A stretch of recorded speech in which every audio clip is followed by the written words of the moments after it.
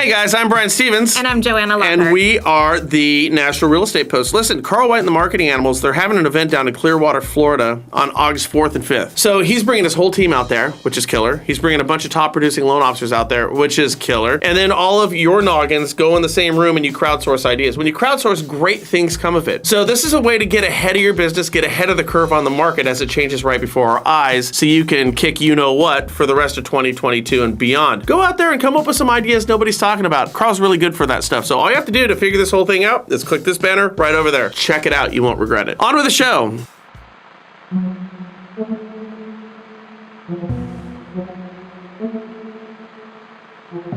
Now, you may recall that the Minneapolis Federal Reserve referred to the National Association of Home Builders as a monopoly. They went on to say that the National Association of Home Builders monopoly can cause so much hardship in our country, and through misinformation and deceit to cover it up seems almost beyond belief. That's what they said about new home builders. Now, why is this important for our discussion today? When I started talking about the shortage of new construction back in 2018, we were at 2.5 million units deficient from being just normal. Just okay. By 2020, that number jumped up to 3.8 million units deficient. These are houses that should have been built just to have a normal market. So the question, do you think these home prices are normal right now? The answer is not even close. Well, now we're over 5 million units short of a normal market. It's getting worse. In fact, over the past decade, you can track the houses not being built against our meteoric rise in home prices, and those two variables track absolutely perfectly, as if home units withheld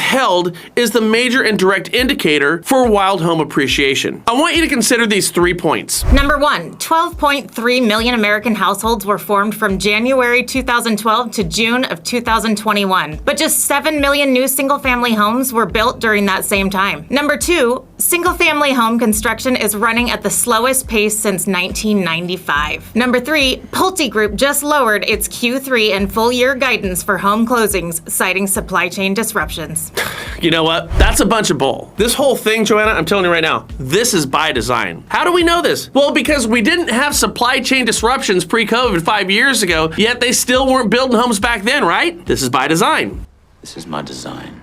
To artificially keep home values high by not building enough homes. It keeps their profits up and their investors happy. The problem is, new home builders, they're behaving like a cartel. Here's a graph of new home construction, and as you can see on the far left, units are down. Right now, the cost of framing wood is dropping. When construction becomes more affordable, new home builders are pulling back. Based on the Census Bureau's May housing starts data, housing starts showed a miss on the estimate, but positive revisions. Housing starts came in at 1.549 million, and housing permits came in at 1.695 million. And housing permits for privately owned housing units authorized by building permits in May were at a seasonally adjusted annual rate of 1.695 million. This is 7% below the revised April rate of 1.823 million. You see what they're doing, don't you? They're pulling back on building new homes precisely at the absolutely wrong time. Listen, while rates are high and buyers are reluctant, we can get ahead of some of those 5 million plus deficit homes that are not being built right now. The lean months we're staring down is the perfect time for new home builders to chip away at our housing shortage, what I call a national crisis. But will they? Well, not unless they're forced. Think of it like this. When we put 40% more money in circulation over an 18-month period, that being 40% of all of our currency was printed in the last 18 months. That diluted our currency, leading to inflation. Every additional dollar printed took value out of every pre-existing dollar.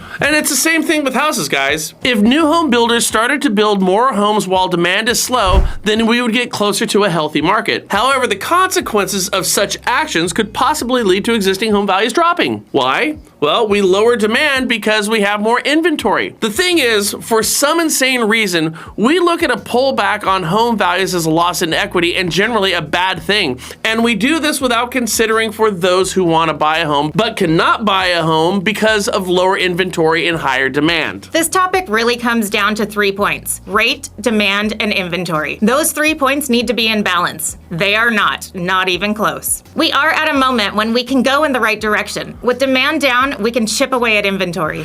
And imagine, guys, just imagine. Rates went back down after the recession. We have more inventory. Normal people can once again afford a home. Wouldn't that be nice? Now, before you say, no, my equity is going away, just understand, someone's got to write those 5 million loans on those 5 million deficient homes that are not being built right now, courtesy of the National Association of Home Builders. And I got to tell you, that ain't all that bad.